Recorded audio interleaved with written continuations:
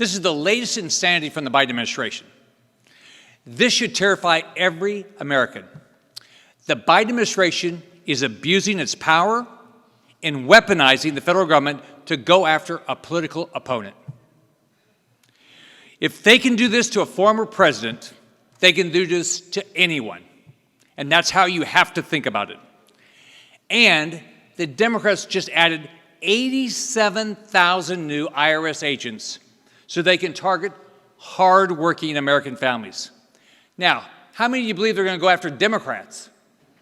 No, they're going to go after you. They're going to go after conservatives. I think Joe Biden and Merrick Garland need to answer for the action they've taken. They need to be telling the American public exactly what they're doing and why they're doing it. If a Republican administration had done this to a former Democrat president, the media would have its hair on fire.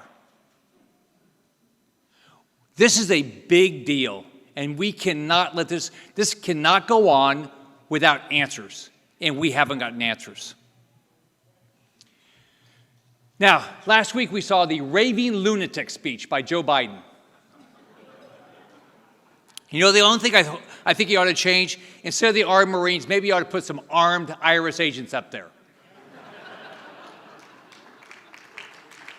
So running the Senate committee, my goal is he goes to every swing state this year and stand up with the our Democrat opponent and give that exact same speech.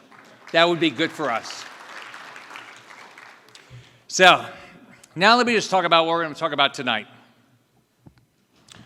Great nations don't automatically last forever. Writing about Rome, historian Will Durant said, "A great civilization is not conquered from without until it has first destroyed itself from within." Sound familiar? Great civilizations that have collapsed or been conquered by a foreign adversary were first hollowed out from the inside. We Americans are the most spoiled people on earth. We have been given such a great heritage, and we're taking it for granted.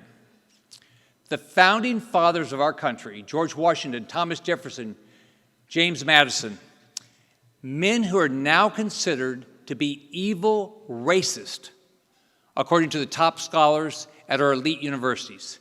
These men set us on a course for success the world has never, ever before seen.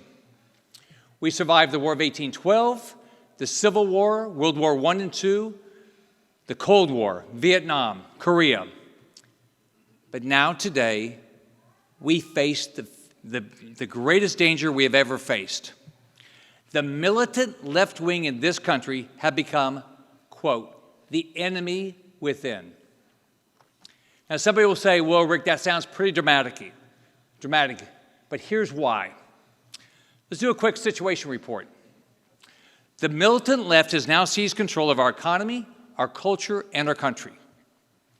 When you turn on the news at night, do you even recognize the country you see? Are you worried for your freedoms? Are you worried for your family? Are you thinking, how can this end? Is there any place to move?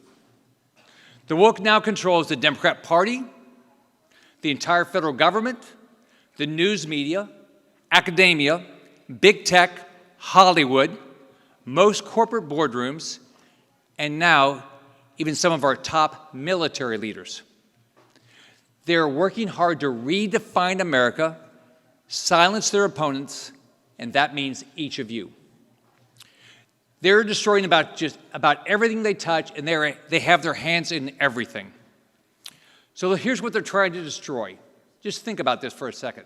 American history, patriotism, border security, gender, traditional morality, capitalism, fiscal responsibility, opportunity, rugged individualism, Judeo-Christian values, free speech, law enforcement, religious liberty, parental involvement in schools, and even private ownership of firearms.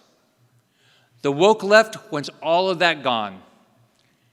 Their goal is to end the American experiment. They want to replace freedom with their control. The elites in the government are telling us what we can and cannot believe, what we can think, what we can do. They want to have absolute control over our lives. Woke government-run schools, woke government-run healthcare, woke government-run media, woke government-run everything. In their new socialist America, everyone will obey and no one will be allowed to complain. If you speak up, boom, you're going to be canceled. Your views, if you don't conform to big tech or Fauci or Neil Young, you're going to have to be taken off of Spotify, YouTube, Facebook, and Twitter. The militant left in America are the modern-day version of book burners. Canceling, silencing, and banning from the internet is book burning. These are the most narrow-minded and most intolerant people our country has ever seen. And they're remarkably ignorant of both world history and American history. Socialism leads to two things. Everywhere in the world, poverty and oppression. Always. It's not a new idea. It's one of the oldest, dumbest ideas and the most discredited ideas of the 20th century, which resulted in the deaths of 100 million people. Yet these Democrats who have no idea how anything works are acting like they just invented socialism. They haven't read George Orwell. They don't know they're making his predictions come true. What the militant left is now proposing is not simply wrong, it is evil. And it always results in evil. Now, the Biden presidency has brought us one new thing. They have successfully merged radical left-wing policy with complete gross incompetence. It's hurting families all across this great country. Rip-roaring inflation, empty shelves. In America, babies without formula, dangerous invasion of our border, drugs and criminals marching in every day, escalating spending and debt, $30 trillion worth of debt. It doesn't end. The inept withdrawal from Afghanistan, left-wing indoctrination of our children in our public schools, and murder all over this country in our communities. Criminals are not being prosecuted, but police are being executed. All this makes you stop and ask, is this the end of America? It could be. But it will only happen if we allow it to happen. So here's some good news. I travel the country, the backlash is coming. The opposition is clearly building. Americans in flyover country have had enough. They have had enough of this woke elitist nonsense. Americans, we want our freedom back. We all believe it's time to rescue this country. As the old saying goes, don't wait for instructions for headquarters, but just mount up and ride to the sound of the guns. It is clearly time to take our country back. I'm here to tell you, this fall, the American public are going to give a complete butt-kicking to the Democrats.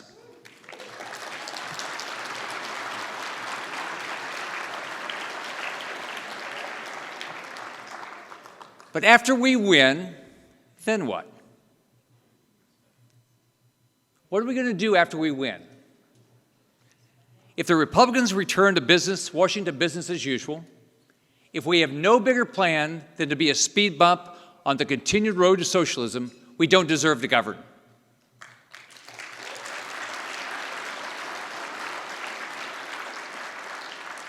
In Washington, we don't only need new majorities in the House and the Senate, we need a new plan. In February, I put out an 11-point plan to rescue this country. It's got 128 specific policy ideas. My background, I'm the luckiest guy around. Born to a single mom, grew up in public housing, and I got to build businesses all over the country. I believe it's late for this country, and I'm a business guy. Business guys have plans. We can't just say, oh gosh, we're going to work hard, do our best, and hope, gosh, we hope it all works out. If you want to turn something around, you write a plan, you put together a management team, and you do it today. You can go to rescueamerica.com, and you can read the entire plan, but let me just give you a few points. The plan calls for every child in every school to say the Pledge of Allegiance, stand for the national anthem, and learn that this is the greatest country in the history of the world.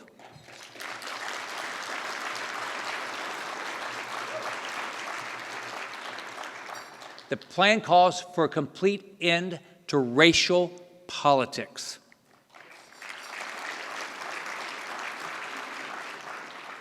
Government should never, ever again ask you your race, skin color.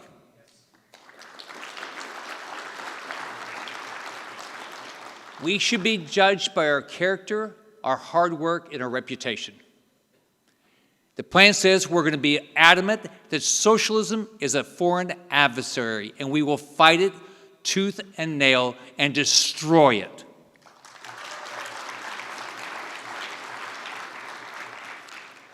The plan calls for a complete end to any economic relationship with communist China.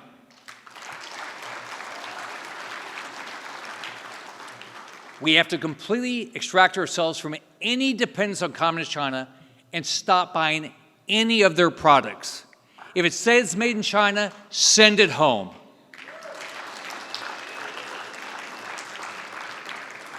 The government of communist China wants to destroy us, and we need to wake up and stop allowing them to do it. We can't be buying any more of their stuff. Their pharmaceuticals, computer chips, TVs, clothing, cheap toys, any of their crap.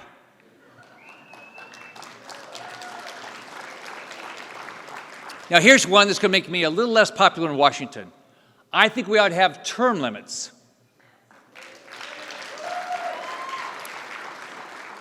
But not just for politicians, but for government bureaucrats.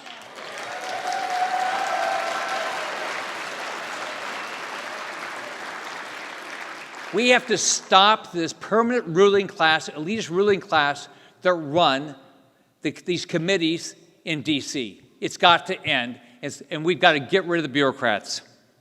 Now, it makes some controversial things such as, really, this is a hard one, men are men, women are women. There's two genders. Science confirms that unborn babies are actually human beings.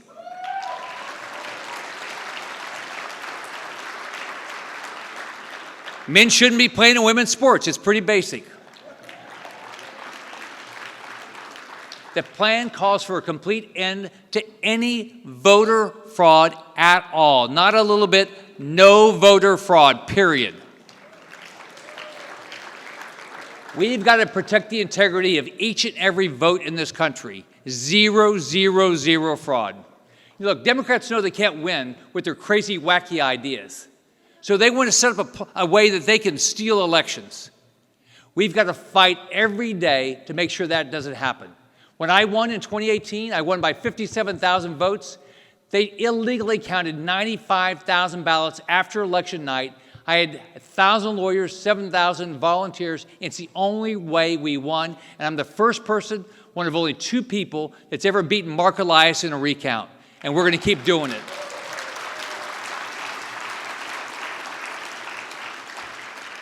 We're going to stop any of the soft on crime policies in this country. This is crazy. Prosecutors who fail to prosecute, you're going to get fired. You should never have your job. If you go in, I took cases away from a prosecutor in Orlando because she wouldn't prosecute a criminal that had murdered his girlfriend, a pregnant girlfriend, and walked up while a police officer was on the ground, pummeled her with bullets, and the prosecutor wouldn't prosecute. That's wrong, and I took her cases away from her. That's what we got to do all across this country. That's wrong. We've got to fund law enforcement. We've got to teach our kids that the law enforcement, the police are the good guys, and the criminals, the people that violate the law, they're the bad guys, and they need to be in prison to keep our families safe. Finally, our nation has borders. Every nation has borders. This is crazy not to have a border.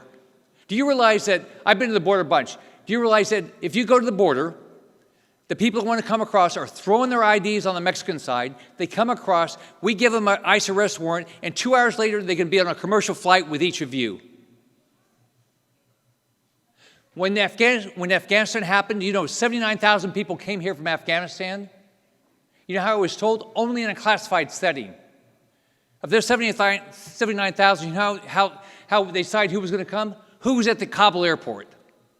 5,000 American citizens, 2,000 people with special visas. They have no idea who the rest of the people are, but they're all over this country. They would only give us the information in a classified setting. You know why? So you wouldn't know. Everything I've seen that the federal government puts out is massaged. This is exactly what I thought of the Soviet Union when I was growing up. So this border, we need to have a border. Let's finish the wall. Let's build the damn wall and name it after President Trump. He cared.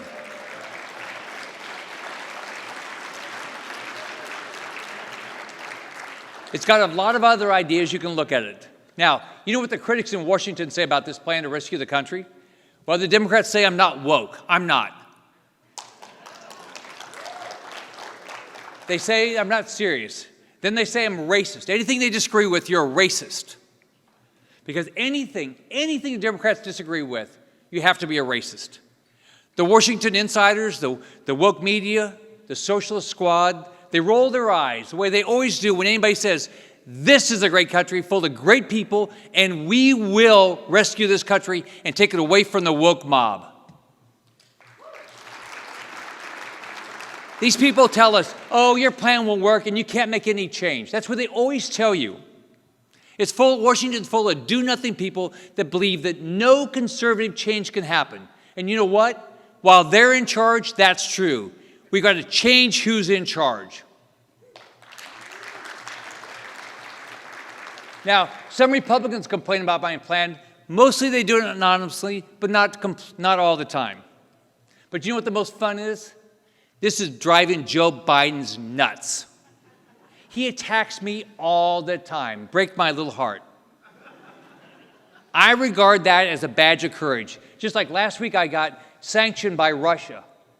That bothered me. I wasn't planning on taking any trips to Moscow. But you know, people in Washington, they tiptoe around the truth. They're afraid to say the truth up there. Here's the truth. Joe Biden is incapacitated. He's incoherent, has no idea how to run this country, and he's driving us into a horrible recession. He does not know how to run this country. This has got to change. We cannot allow these people to get elected. We've got to start winning these elections. Look, I'm not going to be intimidated by Biden, by the establishment Republicans who don't want us to have a plan. You have to have a plan to make any change. None of us can have any fear for standing for what we believe in and what we have to do to make sure this is the country that has opportunity for our kids and our grandkids. The old thinking is how we got us where we are today. We don't control anything. The House, the White House, or the Senate. That has to change.